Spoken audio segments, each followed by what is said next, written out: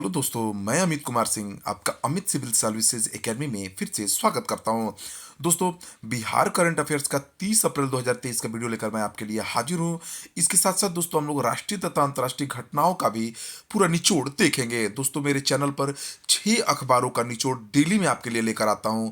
तो दोस्तों, जो भी मेरे चैनल पर नए हैं, चैनल को जरूर सब्सक्राइब कर लीजिए। बहुत ही इंपॉर्टेंट वीडियो सेशन डेली आपके लिए आता है। ठीक है दोस्तों, तो चलते हैं आज के पहले क्वेश्चन की तरफ। अंतर्राष्ट्रीय नालंदा विश्वविद्यालय के नए कुलाधिपति व चांसलर कौन बने हैं?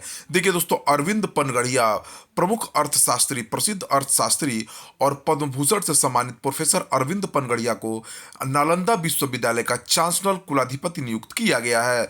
प्रसिद्ध अर्थशास्त्री और पद्म भूषण से सम्मानित प्रोफेसर अरविंद पनगड़िया को नालंदा विश्वविद्यालय का चांसलर नियुक्त किया गया है। प्रोफेसर पनगड़िया नालंदा विश्वविद्यालय के गवर्निंग बोर्ड के सदस्य रह चुके हैं। भारत के राष्ट्रपति द्वारा नीति आयोग के पहले उपाध्यक्ष प्रोफेसर पनगड़िया को नियुक्त किए जाने पर खुशी की लहर है। बता दें कि प्रोफेसर पनगड़िया एशियाई विकास बैंक के मुख्य अर्थशास्त्री भी रह चुके हैं। प्रोफेसर पनगड़िया मौजूदा समय में कोलंबिया विश्वविद्यालय में अर्थशास्त्र के प्रोफेसर भी हैं। School of international and public affairs में भारतीय आर्थिक नीतियों पर दीपक और नीरा राज केंद्र के निदेशक भी हैं। प्रोफेसर पनगड़िया को साल 2012 में पद्म भूषण से सम्मानित किया गया था। सम्राट कुमार गुप्त प्रथम ने 450 ईस्वी में नालंदा विश्वविद्यालय की स्थापना की थी। सन 1193 में बख्तियार खिलजी के आक्रमण के बाद इसे नष्ट कर दिया गया। नालंदा को तक्षशिला के बाद दुनिया का दूसरे सबसे प्राचीन विश्वविद्यालय माना जाता है। वही आवासीय परिसर के तौर पर यह पहला विश्वविद्यालय है। यह 800 साल तक अस्तित्व में रहा। नालंदा की तर्ज पर नई नालंदा यूनिवर्सिटी बिहार के राजगीर में बनाई गई है। इसे 25 नवंबर 2010 को स्थापित किया गया। ठीक है दोस्तों, दूसरा क्वेश्चन लेते हैं। सूडान से लौटे बिहार के लोगों को दिल्ली मुंबई से लाने का खर्च बिहार सरकार ने उठाने की घोषणा की है। इसके लिए बिहार सरकार ने किस राज्य में हेल्प डेस्क बनाया? देखिए दोस्तों, सूडान में आप जानते हैं कि गृह युद्ध छिड़ गया है। वहां के सैनिक और अर्धसैनिक बलों के बीच लड़ाई शुरू हो गया है। ठीक है, तो वहां से भारत को निकाला जा रहा है। इसके लिए भारत सरकार ने ऑपरेशन कावेरी नामक ऑपरेशन शुरू किया है। ठीक है, रेस्क्यू ऑपरेशन कावेरी शुरू किया है। तो जो वहां से लोग जो दिल्ली मुंबई तक आए हैं, तो दिल्ली मुंबई से बिहार आने का खर्च जो है बिहार सरकार उठाएगी। इसके लिए बिहार सरकार ने मुंबई में एक हेल्प डेस्क भी बनाया है। बिहार सरकार किस पर्व को राजकीय अवकाश घोषित करने वाला देश का पहला राज्य बना है? तो देखिए दोस्तों, जिस दिन माता सीता धरती के अंदर से बाहर निकले, कहने का मतलब जिनका जन्म हुआ माता सीता का, उसी दिन को जानकी नवमी पर्व के रूप में बिहार सरकार ने राजकीय अवकाश के रूप में घोषित किया है। ऐसा करने वाला देश का वह पहला राज्य बना है। ठीक है, बिहार के जल संसाधन मंत्री संजय कुमार झा ने भारत सरकार से मांग की है कि इसे पूरे देश में लागू किया जाए। मान्यता है कि जानकी नवमी के पर्व के दिन ही मिथिला नरेश राजा जनक द्वारा प्रजा के कल्याण के लिए सीतामढ़ी के पुनौरा धाम में हल चलाते समय मिथिला की धिया सीता माता धरती से प्रकट हुई थी। पुनौरा धाम में सीता माता की 251 फीट ऊंची प्रतिमा बनाई जा रही है।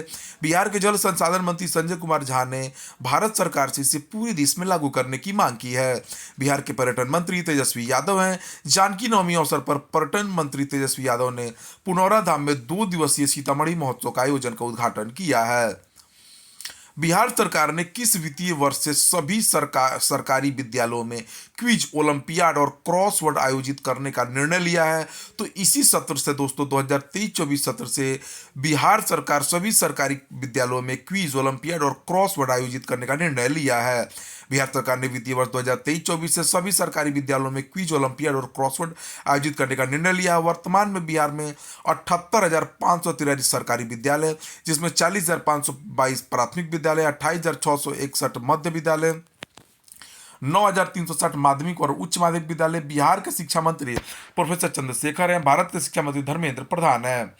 1 मई मजदूर दिवस के अवसर पर बिहार के ग्रामीण मंत्री श्रवण कुमार मनरेगा में बेहतरीन काम करने वाले कितने मजदूरों को सम्मानित करेंगे? तो 1 मई मजदूर दिवस के अवसर पर बिहार के ग्रामीण मंत्री श्रवण कुमार मनरेगा में बेहतरीन काम करने वाले 76 मजदूरों को सम्मानित करेंगे। इस अवसर पर प्रधानमंत्री आवास योजना में बेहतर काम करने वाले 38 पंचायत रोजगार सेवकों को भी सम्मानित बिहार सरकार करेगी। मुख्यमंत्री नीतीश कुमार ने बिहार में कहां पर आपदा प्रबंधन मुख्यालय परिसर में मुख्यालय भवन तथा नया प्रशिक्षण भवन का उद्घाटन किया है। तो मुख्यमंत्री नीतीश कुमार ने बिहार में बिहटा में मुख्यालय आपदा प्रबंधन परिसर में मुख्यालय भवन तथा नया प्रशिक्षण भवन का उद्घाटन किया है। बिहार सरकार के आपदा विभाग की तरफ से अब एसडीआरएफ परिसर में अपना भवन होगा, जिसको लेकर प्रदेश के मुख्यमंत्री नीतीश कुमार ने विधिवत रूप से शिलान्यास किया है। लगभग 275 करोड़ की लागत से 25 एकड़ में बड़ा भवन जो 18 महीनों में बनकर तैयार होगा। सहरसा की रहने वाली किस महिला ने मिसेज बिहार 2023 का खिताब अपने नाम किया है? तो सहरसा की डॉक्टर रोहिणी है दोस्तों, मिसेज बिहार 2023 का खिताब अपने नाम किया है। दूसरे स्थान पर स्वर्णा रही हैं, तीसरे स्थान पर शिखा सिंह विजेता रही हैं। मिसेज बिहार 2023 का grand finale the Aurum Pataliputra में शनिवार को आयोजित किया गया था। कार्यक्रम का उद्घाटन आईपीएस विकास वैभव, प्रसिद्ध गायिका कल्पना पटवारी और आयोजक परवीन सिन्हा ने किया। इस वर्ष का आयोजन स्टॉप वायलेंस अगेंस्ट वीमेन के थीम पर था। बिहार लीची उत्पादन में पूरे देश भर में प्रथम स्थान पर आया है। बिहार में पूरे देश का लगभग कितना प्रतिशत लीची उत्पादन होता है? तो देखिए दोस्तों, बिहार में लगभग पूरे भारत का 42% लीची उत्पादन होता है। बिहार में 37,000 हेक्टेयर में 3.08 लाख टन लीची का उत्पादन होता है। बिहार का मुजफ्फरपुर जिला प्रमुख लीची उत्पादक जिलों में से एक है। बिहार के कृषि मंत्री कुमार सर्वजीत हैं। भारत के कृषि मंत्री नरेंद्र सिंह तोमर हैं। बिहार लीची, भिंडी, मशरूम, मखाना के उत्पादन में पूरे देश भर में प्रथम स्थान पर आया है। हाल ही में बिहार के किस जिले में स्थित बिहार का सबसे बड़े खादी मॉल ने गांव का लड़का नाम से प्रिंटेड टी शर्ट लॉन्च किया है? तो देखिए दोस्तों, दिल्ली में आयोजित अंतर्राष्ट्रीय पुस्तक मेला में बिहार के पटना जिले में स्थित सबसे बड़े खादी मॉल ने गांव का लड़का नाम से प्रिंटेड टी शर्ट लॉन्च किया है। इसका मकसद दोस्तों गांव के बारे में लोगों को जागरूक करना है। बिहार खादी की ब्रांड एम्बेसडर मैथिली ठाकुर है। मैथिली ठाकुर बिहार पर्यटन तथा बिहार निर्वाचन आयोग की भी ब्रांड एम्बेसडर है। मैथिली ठाकुर मधुबनी के बेनीपट्टी की रहने वाली हैं। बिहार सरकार लीची के निर्यात को बढ़ावा देने के लिए बिहार के कितने जगहों पर लीची पैक निर्यात हाउस विकसित कर रही है? तो बिहार सरकार लीची को निर्यात देने के लिए बिहार के 3 जगहों पर पटना, दरभंगा तथा बिहटा में लीची निर्यात पैक हाउस का निर्माण कर रही है।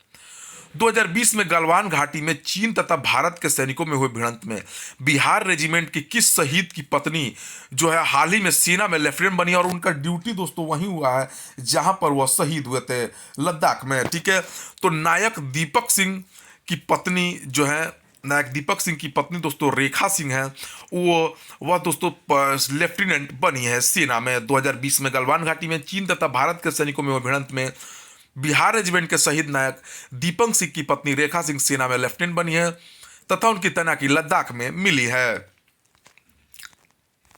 ठीक है दोस्तों, तो देखिए ये बहुत अच्छा बात है कि उन्होंने हार नहीं माना और वह फिर से लेफ्टिनेंट बनी है वो सेना में। बैंक ऑफ बड़ौदा के नए प्रबंध निदेशक कौन बने हैं? तो देवदत्त चंद बैंक ऑफ बड़ौदा के नए एमडी बनाए गए हैं। बैंक ऑफ इंडिया के नए प्रबंध निदेशक कौन बने हैं? तो दोस्तों Rajneesh Karnataka bank of India के नए प्रबंध निदेशक बनाए गए हैं। दूरसंचार राज्य मंत्री देव सिंह चौहान ने कब तक भारत के सभी गांवों में 4G मोबाइल सेवा पहुंचाने का लक्ष्य रखा है? तो 2024 के अंत तक दूरसंचार राज्य मंत्री देव सिंह चौहान ने भारत के सभी गांवों में 4G सेवा पहुंचाने का लक्ष्य रखा है। भारत के संचार मंत्री अश्वनी वैष्णव हैं, इनके यह रेल मंत्री भी हैं। किस निजी बैंक ने 2024 तक भारत के 2 लाख गांवों तक अपनी शाखा खोलने का लक्ष्य रखा है? तो देखिए दोस्तों, भारत की सबसे ज्यादा शाखा खोलने का लक्ष्य HDFC ने रखा है। उसने 2 लाख गांवों में अपनी शाखाओं को खोलने का लक्ष्य रखा है 2024 तक। सचिन तेंदुलकर के 50वें जन्मदिवस पर किस देश में स्थित शारजाह स्टेडियम में उनके नाम पर एक स्टैंड का निर्माण किया गया है? तो यूनाइटेड संयुक्त अरब अमीरात में सचिन तेंदुलकर के 50वें जन्मदिन पर एक शारजाह स्टेडियम उनके नाम पर एक स्टैंड का निर्माण किया गया है। ठीक है, इसके साथ साथ दोस्तों देखिए सचिन तेंदुलकर और ब्रायन लारा के नाम पर सिडनी क्रिकेट ग्राउंड में एक गेट का भी उद्घाटन किया गया था। ठीक है दोस्तों, तो ये याद रखिए सचिन तेंदुलकर के नाम पर। देश का पहला केबल आधारित रेल ब्रिज तैयार होने पर पीएम मोदी ने बधाई दी है। यह पुल किस राज्य में बनकर तैयार हो गया है? तो दोस्तों जम्मू कश्मीर में देश का पहला केबल आधारित रेल ब्रिज तैयार हो गया है। प्रधानमंत्री नरेंद्र मोदी ने जम्मू और कश्मीर में भारत के पहले केबल आधारित रेल पुल के पूरा होने पर प्रशंसा की है। उन्होंने रेल मंत्री अश्विनी वैष्णव द्वारा ट्वीट कर शेयर किए गए एक वीडियो को रिट्वीट करते हुए एक्सीडेंट कहा। केंद्रीय मंत्री ने बताया कि पुल 11 महीने में बनकर तैयार हुआ है। पुल में इस्तेमाल होने वाले केबल की कुल लंबाई 653 किलोमीटर है। इस पुल की लंबाई 725 मीटर है। यह नदी के तल से करीब 331 मीटर ऊपर है। यह पुल इसलिए बेहद महत्वपूर्ण है क्योंकि इसके बन जाने से कश्मीर घाटी को बाकी देश से जोड़ना बहुत आसान हो गया है। चेनाब की सहायक नदी अंजी के ऊपर यह उस पुल को बनाया गया है। पुल अंजी घाटी अंजी खंड पुल उधमपुर श्रीनगर बारामूला रेल लिंक परियोजना के सबसे महत्वपूर्ण भागों में शामिल है। 26 अप्रैल 2023 को केंद्र सरकार की agency national real estate development council द्वारा किसे रियल एस्टेट का राष्ट्रीय अवार्ड प्रदान किया गया है? तो राजस्थान हाउसिंग बोर्ड को केंद्र सरकार की agency national real estate development council द्वारा रियल एस्टेट का राष्ट्रीय अवार्ड प्रदान किया गया है। राजस्थान हाउसिंग बोर्ड को राजस्थान के मुख्यमंत्री अशोक गहलोत है। राजस्थान के राज्यपाल कलराज मिश्र हैं। राजस्थान हाउसिंग बोर्ड में सर्वाधिक हाउसिंग प्रोजेक्ट रेरा में रजिस्टर्ड करने, सर्वाधिक आवास विक्रय करने और रियल एस्टेट के क्षेत्र में बेहतरीन कार्य करने के लिए इस पुरस्कार से सम्मानित किया गया है। किस आईआईटी द्वारा तैयार अभिनव शून्य ऊर्जा घर ने अमेरिका में सोलर डेक्थलॉन बिल्ड चैलेंज में दूसरा स्थान हासिल किया है? तो आईआईटी बॉम्बे के छात्रों की एक टीम ने मुंबई की गर्म और आर्द्र जलवायु में वायु गुणवत्ता की चुनौतियों का समाधान के लिए डिजाइन किए गए अपने अभिनव शून्य ऊर्जा घर के लिए अमेरिका में प्रतिष्ठित सोलर डेक्थलॉन प्रतियोगिता में दूसरा स्थान हासिल किया है। आईआईटी बॉम्बे टीम द्वारा विकसित घर में एक उन्नत इन हाउस ऑटोमेशन सिस्टम के साथ 14 किलोवाट का सोलर पीवी प्लांट है। किस राज्य सरकार ने हाल ही में एयर एम्बुलेंस की सेवा शुरू की है? तो झारखंड राज्य सरकार ने हाल ही में एयर एम्बुलेंस की सेवा शुरू की है। झारखंड के मुख्यमंत्री हेमंत सोरेन है। झारखंड के राज्यपाल सीपी राधाकृष्णन है। हाल ही में किस राज्य सरकार ने विभिन्न कल्याणकारी योजनाओं का लाभ लाभार्थियों को पहुंचाने के लिए तथा उनके कीमतों से कम कीमत में लोगों को चीजें पहुंचाने के लिए महंगाई राहत शिविर का आयोजन किया है? तो ये राजस्थान सरकार ने महंगाई राहत शिविर का आयोजन किया है। दोस्तों भारतीय थल सेना में पहली बार तोपखाना रेजिमेंट में कितनी महिला अफसरों की तैनाती की है? तो भारतीय थल सेना ने पहली बार तोपखाना रेजिमेंट में 5 महिला अफसरों की तैनाती पाकिस्तान बॉर्डर और चाइना बॉर्डर पर की है। भारतीय थल सेना प्रमुख जनरल मनोज पांडे हैं।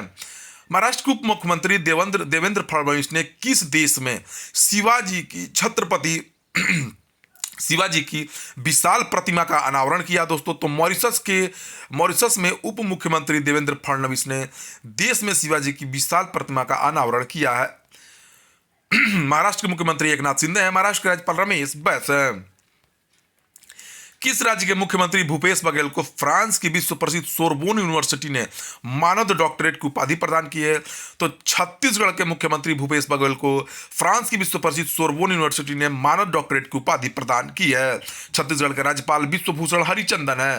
तो दोस्तों यह रहा 30 अप्रैल 2023 का सभी इंपॉर्टेंट करंट अफेयर, बहुत इंपॉर्टेंट करंट अफेयर्स दोस्तों। तो चैनल को सब्सक्राइब कर लीजिए, वीडियो को डेली देखिए। Thank you for watching my video.